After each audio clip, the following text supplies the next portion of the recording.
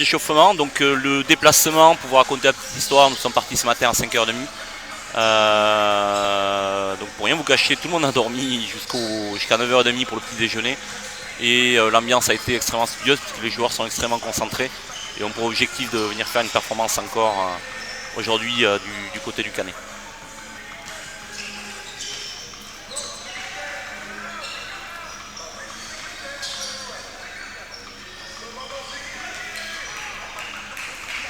Alors le Canet, en termes d'équipe, le Canet est une équipe promue de National 3 qui a su surdominer l'an passé sa poule et qui a fini championne de France de National 3 du côté de Pessac. Équipe que je connais un petit peu puisque lorsque j'étais au Real Chirac, cette équipe nous a battu en quart de finale du championnat de France.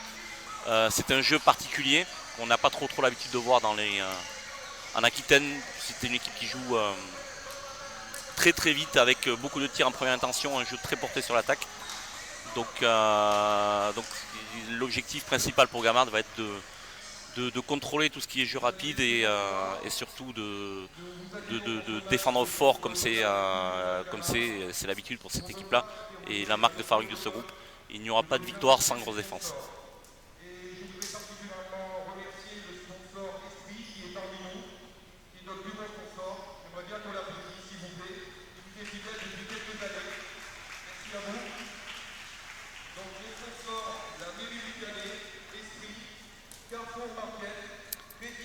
Bientôt la présentation des équipes. Là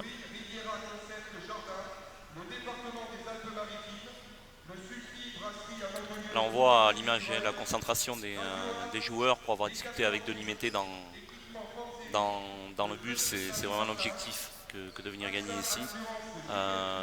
Et moi j'ai senti toute la journée les joueurs impliqués et prêts à faire une performance.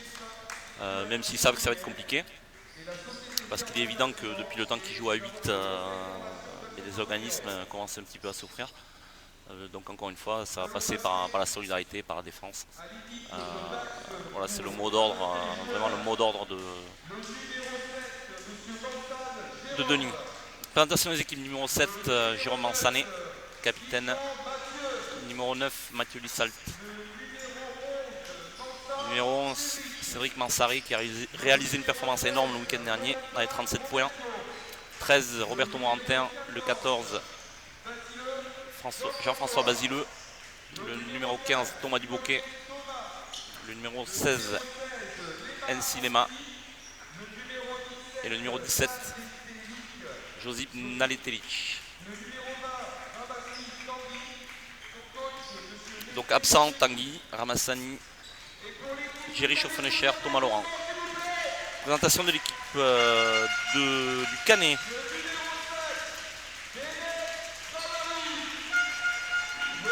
Numéro 5, Bennett. Numéro 6, Morabito, excellent meneur. Numéro 8, Ross. Numéro 10, Ejoaka. Numéro 12, Agostini. Numéro 13, Galas. Numéro 14, Lewis. Numéro 21, Ricard. Numéro 33, Scott. Et numéro 92, Lozon. Alors j'ai eu l'occasion de discuter avec le coach du Canet. Donc eux aussi déplorent quelques blessures depuis le mois de décembre. Notamment Nicolas Peyre qui est bien connu du côté des Landes, ancien joueur de Montségur et ancien joueur pro du côté de Monaco.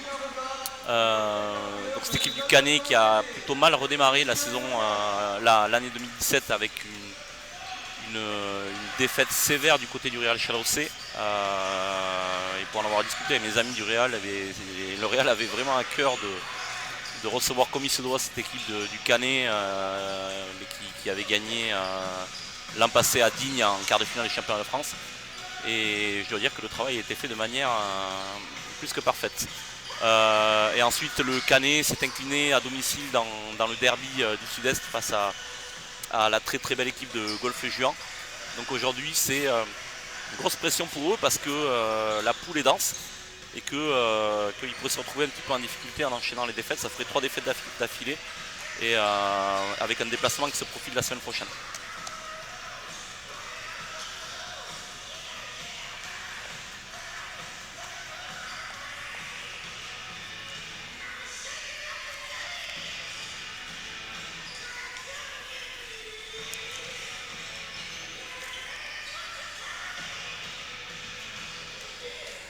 Alors affluence pas énorme dans cette salle du Canet aujourd'hui, toute petite chambrée. Alors on voit les joueurs de l'UDG là qui sont, on est à 1 minute 40 du début du match et qui prennent les dernières consignes de Denis Mété. Et je pense pas me tromper, à mon avis on va être sur les consignes défensives.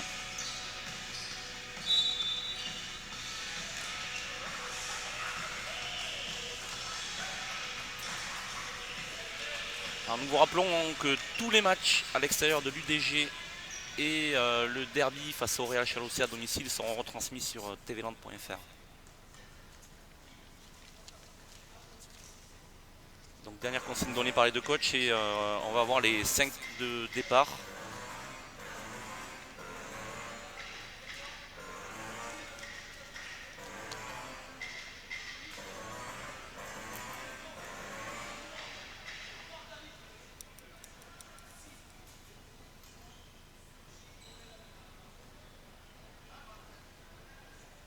On voit la concentration des joueurs hein, qui écoutent de manière religieuse les consignes de Denis. Et du côté du Canet, là pareil, comme on en parlait, le coach du Canet est un coach volcanique qui devrait à mon avis nous faire quelques vocalises durant le match. J'ai eu l'occasion de le voir faire pendant le quart de finale du championnat de France. Un personnage atypique, sympathique mais très atypique. Allez, c'est parti avec les 2-5. Avec pour le Canet, numéro 6, Morabito. Numéro 21, Ricard. Numéro 14, Lewis. Numéro 5, Bennett. Et numéro 12, Agostini. Pour l'UDG, entrée en jeu, Josip Nanetelic, Jérôme Mansané, Roberto Morantin, Jean-François Basileux et Cédric Mansaret.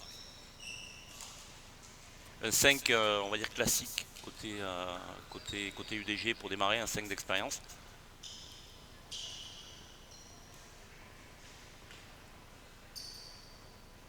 Allez, à l'entre-deux, Basileux face au numéro 21.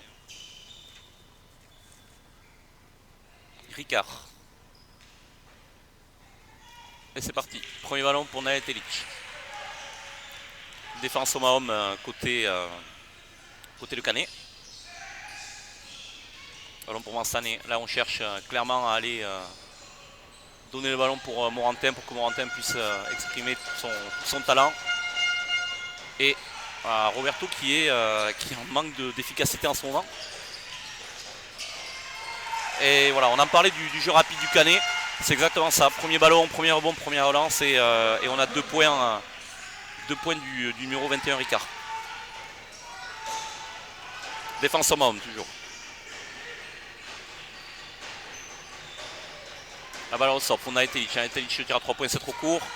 Et le rebond pour le Canet. Et là on cherche à courir. Et la mauvaise passe pour Morabito. Morabito qui revient de blessure. Donc excellent meneur, ancien espoir d'Antibes. Qui revient un petit peu de blessure et qui a été un petit peu en difficulté le week-end dernier, c'est normal. Nanetelic. Et là ça défend fort là côté du Canet. Voilà, 4-0. Bon départ du Canet. l'UDG un petit peu en dedans. C'est toujours un petit peu compliqué quand on a des déplacements aussi longs d'être présent dès le début du match. Pour Morantin, Mansaret. Mansaret, ça change sur tous les écrans. Mansaret qui attaque le cercle pour Morantin. Et c'est ballon perdu. Et ça court côté Canet. Et là, la bonne interception de Morantin. Contre-attaque pour UDG. Et ça se termine avec Basileux faute sur Basile. Il y aura 2 lancers francs pour lui. Et ce sera une faute pour le numéro 5. Première faute. Bennett. Basile au lancer franc. Alors action un petit peu atypique puisque on voit Roberto Morantin qui remonte le ballon et Basile qui finit la contre-attaque. Hein. Bon, en général c'est pas trop ce qu'on voit mais bon, ça a été efficace. Le premier lancé dedans, 4-1.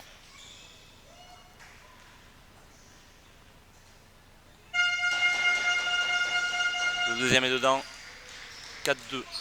Ça démarre bien en termes d'adresse au niveau des lancers francs puisqu'on sait que c'est un petit peu le péché mignon de cette équipe de l'UDG depuis quelques semaines. Qui même du côté de Bordeaux, malgré la victoire, avait raté beaucoup de lancers francs.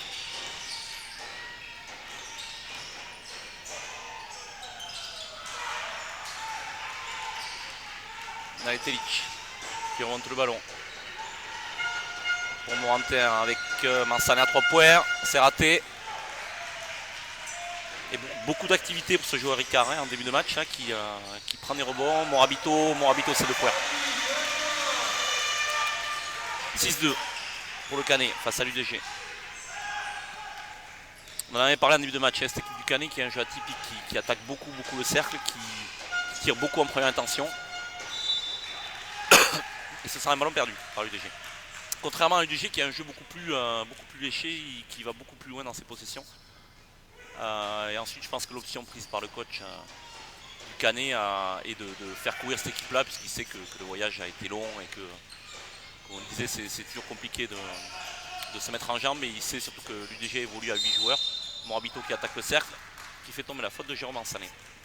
Alors l'UDG passe très bien en place en ce début de match. Ce sera faute de Jérôme Mansané la première.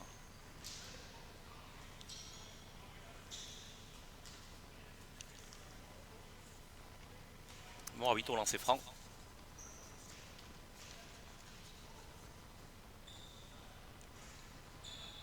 Le premier est raté.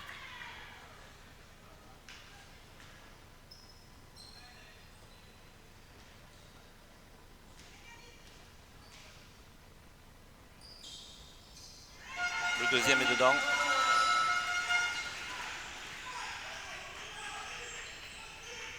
« 7-2 pour le Canet en ce début de match. 7 minutes 11 à jouer sur ce premier quart-temps. Ballon pour Morantin sur le poste bas. Morantin face à Lewis. Morantin c'est raté. C'est raté, non. Et ce sera ballon pour le Canet qui court. Allez, Morabito le tire en première intention. C'est dedans. 10-2. 10-2. Début de match parfait du Canet. L'UDG plus en difficulté sur ce début de match. Naetelic qui fait tomber une faute du numéro 21, Ricard.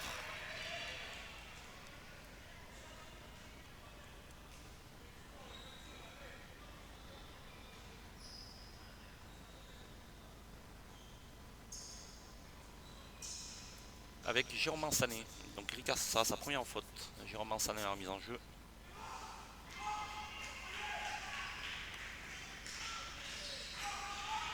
Pour Morantin. Morantin qui va attaquer le cercle. Morantin qui manque de perdre la balle. Morantin, c'est raté encore une fois. Attention, ouais, Morabito en confiance qui vient. Et le tir à 3 points, c'est dedans. C'est dedans. Début de match compliqué. Panier à 3 points de Bennett. 13-2 pour le Canet face à l'UDG. Début de match avec le Mansané pour le premier tir. Mansané, c'est dedans. Ce sera 3 points, 13-5.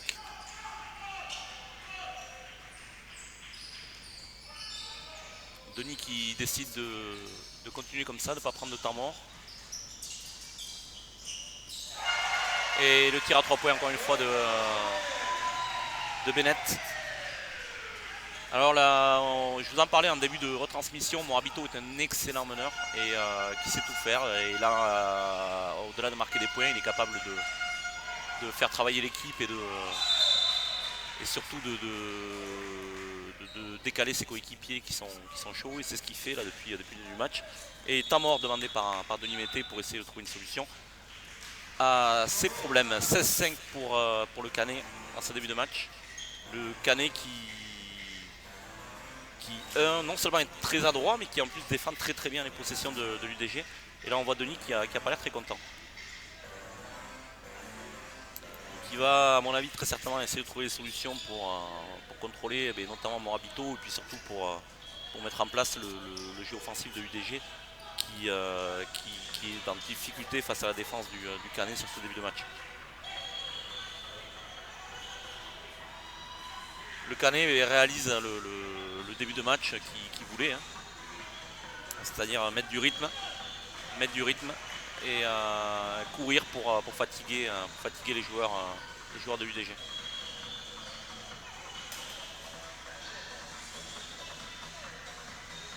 Alors est-ce qu'il va y avoir le changement? Alors pas de changement côté Canet. On garde le même 5 qui a été performant.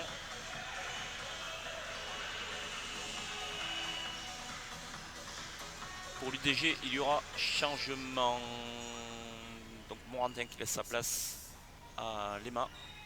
Et Naletelic qui laisse sa place à Mathieu Lissalt. On va jouer donc du coup avec Cédric Mansaré en poste 4. Et Jean-François Basileux qui jouera poste 5. Il y a un changement, pardon, côté Canet, avec Lewis qui sort. Et l'entrée du numéro 33, Derrick Scott. Morabito.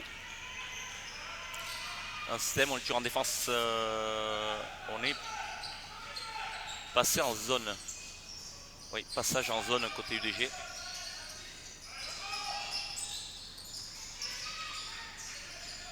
Morabito. Le tir à 3 points, c'est raté. Mais le rebond n'est pas assuré. Toujours Morabito qui attaque le cercle, qui ressort pour Scott. Scott qui est en confiance, qui tire mais qui rate. Mathieu Lissalt. Raymond Sané qui remonte le ballon. Qui met en place. Donc à l'UDG là on va chercher je pense à aller loin dans le système pour pas donner de munitions et de jeu rapide au Canet. Et Mansaré. Mansaré le tir à 3 points, c'est raté. Mais le rebond est pris par Basileux. Basileux le petit tir, raté aussi. Il reprend son rebond, très bien. C'est bien joué, Basileux qui se bat comme un beau diable. Malheureusement c'est un petit peu maladroit mais sur ce coup là, mais il s'est battu comme un beau diable. 2 rebonds sur la même action et il fait tomber une faute.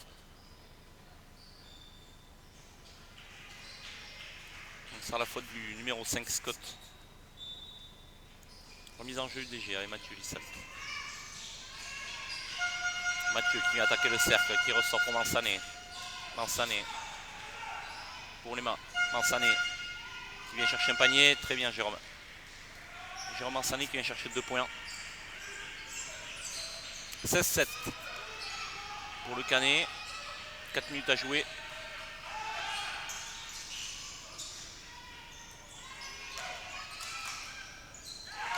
Et ce sera 2 points pour le numéro 33 Scott.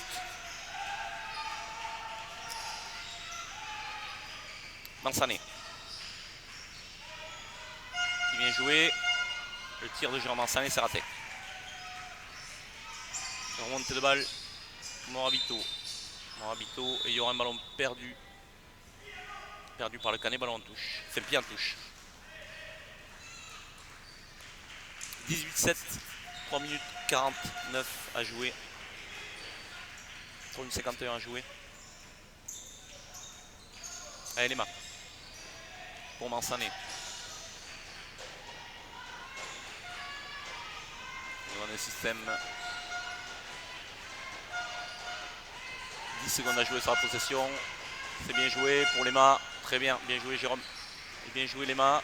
2 points. Une action et un système très bien travaillé. Puis on trouve les mains près du cercle. Je pense que c'est ce que Denis a dû demander durant le temps mort. Morabito, attention. Et ce sera un tir à 3 points. Raté. Trop court. Morabito, toujours à la main. Écran, ça change. Toujours défense de zone pour l'UDG.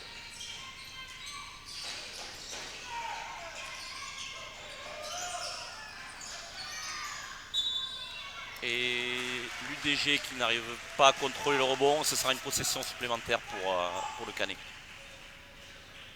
Je disais le numéro 21 Ricard là, qui a beaucoup d'activité. Hein.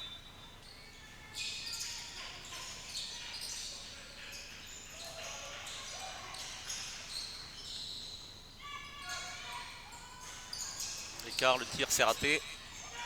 Et bien sauvé par Lema. Et Mansaré qui remonte le ballon. Pour Mansané.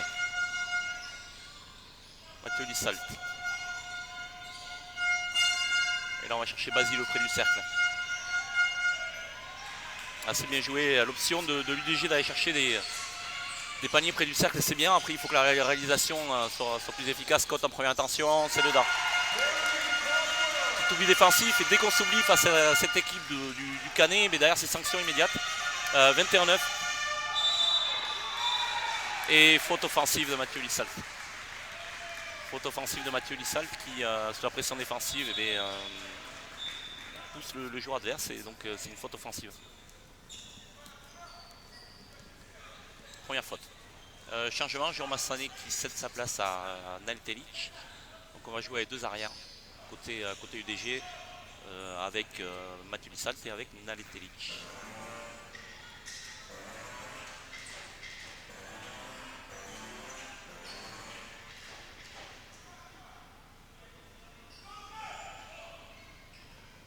Morabito à la main toujours, défense de zone côté UDG.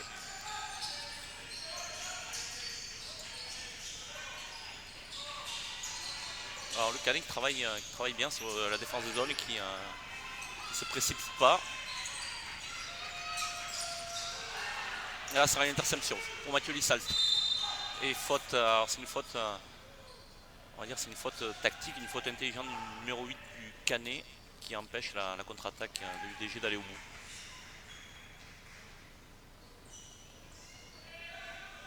Avec Nail Telic à la remise en jeu pour Mathieu Lissalt. Qui vient prendre l'écran. Lema qui a l'avantage de taille. C'est dommage qu'on ne le trouve pas, Lema, parce qu'il avait l'avantage de taille. C'était un petit qui défendait sur lui. Et Mansaré. Mansaré qui attaque le cercle pour Lema. Lema. C'est raté. C'est raté, c'était bien joué. C'est vrai que Mansaré qui attaque le cercle, qui décale. C'est Lema, mais qui près du cercle rate. 21-9, 1-24 à jouer.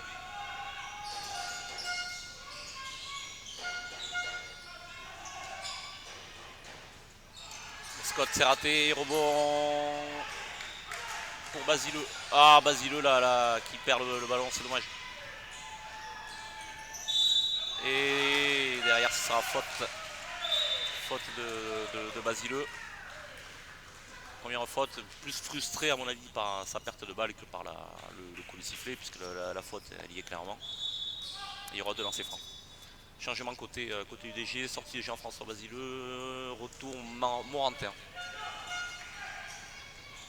Et il y aura deux lancers francs pour le numéro 13 Galas.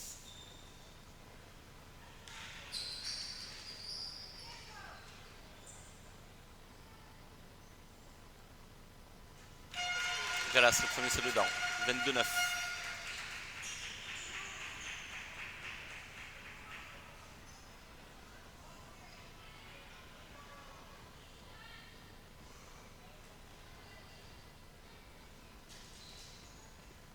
Galas pour le deuxième lancer franc.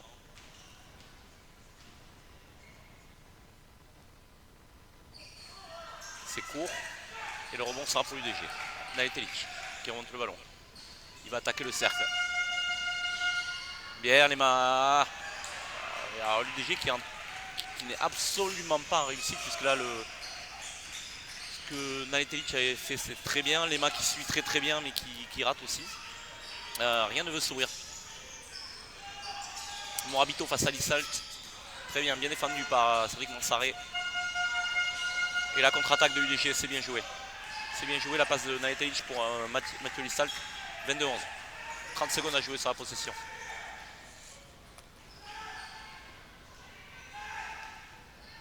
Morabito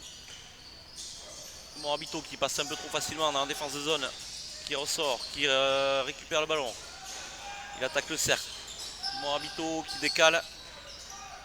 Pour le numéro 8, c'est raté. Et le rebond n'est pas assuré. Alors c'est toujours un petit peu la difficulté des défenses de zone, et là ça coûte cher que de contrôler le rebond. Mathieu Lissalt, le tir. Le tir. Alors moi j'ai l'impression qu'il est rentré. Ah, le tir est rentré, mais l'arbitre ne l'accorde pas. Il y a eu un tir énorme de Mathieu Lissalt de plus de la moitié du terrain, et qui n'est pas accordé puisque l'arbitre considère que le chrono avait retenti. Alors là, quand on voit la tête de Denis Mété, là, on se rend compte qu'il est absolument pas content, à mon avis, du coup de sifflet, mais surtout la prestation de ses joueurs. 24-11 pour l'UDG, 13 points de retard. Alors moi je dirais que c'est pas rédhibitoire parce que l'UDG a été extrêmement maladroit sur ce premier quart-temps. Mais surtout le problème c'est que l'UDG n'est absolument pas dans ses standards défensifs et que les joueurs du Canet sont trop facilement en position de tirer ou d'aller vers le cercle. Et ça doit absolument déplaire à Denis. Autant rater des paniers, je pense que bon, ça fait partie du jeu et ça il intègre totalement. Il n'en veut pas ses joueurs, mais la prestation défensive doit certainement le gêner.